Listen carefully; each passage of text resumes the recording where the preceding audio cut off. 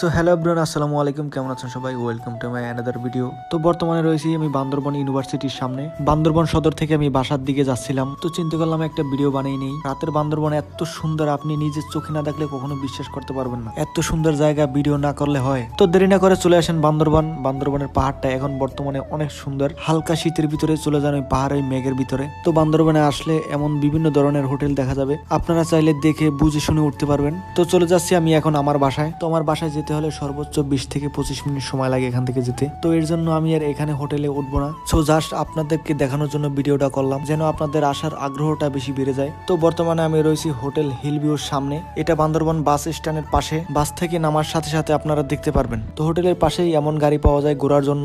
তো এই গাড়িগুলো অনেক শক্তিশালী, বড় বড় উঁচু পাহাড়ের জন্য বেস্ট এই গাড়িটি। চলে আসলাম Bandarban bus terminal, Bandarban tunnel. তো বর্তমানে সময় রাত 7টা বাজে। যাই হোক, হালকা শীতের ভিতরে এক কাপ কফি না খেলে হয়ই না। বাসে ওঠার আগে এক কাপ কফি মাইরে দিলাম। তো আরেকটা বিষয়, আপনার জীবন অনেক সুন্দর যদি উপভোগ করতে পারেন। আজকের ভিডিওটা এই পর্যন্তই শেষ। তো ভালো থাকবেন সবাই, সুস্থ থাকবেন। দেখা হবে নেক্সট কোনো ভিডিওতে। আল্লাহ হাফেজ।